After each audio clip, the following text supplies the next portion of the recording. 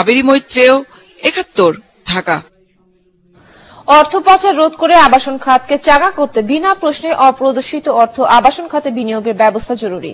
বুধবার বঙ্গবন্ধু আন্তর্জাতিক সম্মেলন কেন্দ্রে 5 দিন ব্যাপী রিহাব মেলা উদ্বোধন অনুষ্ঠানে এই কথা বলেন গৃহায়ন গণপূর্ত মন্ত্রী ইঞ্জিনিয়ার মোশাররফ হোসাইন। তিনি বলেন, মধ্যবিত্তের আবাসন নিশ্চিত করতে সিঙ্গেল ডিজিটে ঋণ প্রদানের কথাও ভাবছে সরকার।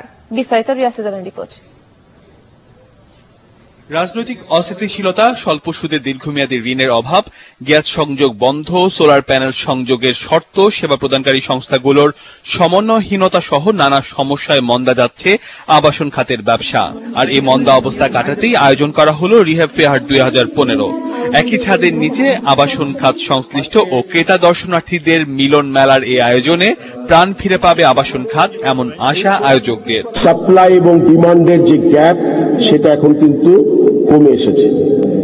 ফলে এই ভাবে যদি চলতে থাকে, খুব শীঘ্রই দাম কিন্তু ঊর্ধ্বমুখী হবে।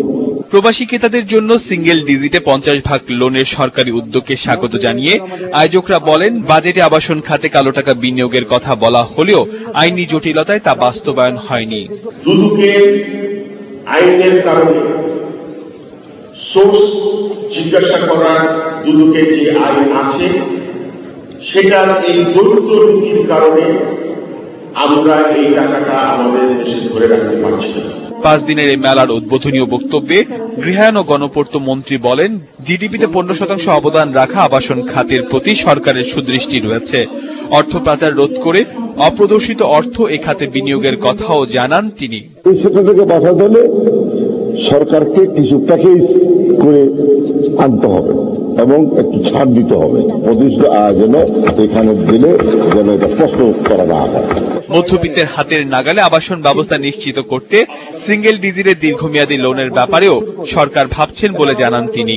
মানুষের ক্রয় ক্ষমতার ভিতরে তারা যেন এই অ্যাপার্টমেন্ট গুলা তারা নিজের বাসস্থানটা যেন করে নিতে পারে। এবারের মেলায় থাকছে আবাসন খাতের ছোট বড় প্রতিষ্ঠানের 150টিরও বেশি স্টল। 50 ও 100 টাকা প্রবেশ মূল্যে দর্শনার্থীদের জন্য মেলা খোলা থাকবে সকাল 10টা থেকে রাত 9টা পর্যন্ত। রিয়াদ সেজান, 71, ঢাকা। শেয়ার বাজারের খবর। সপ্তাহের চতুর্থ কার্য দিবসে দিন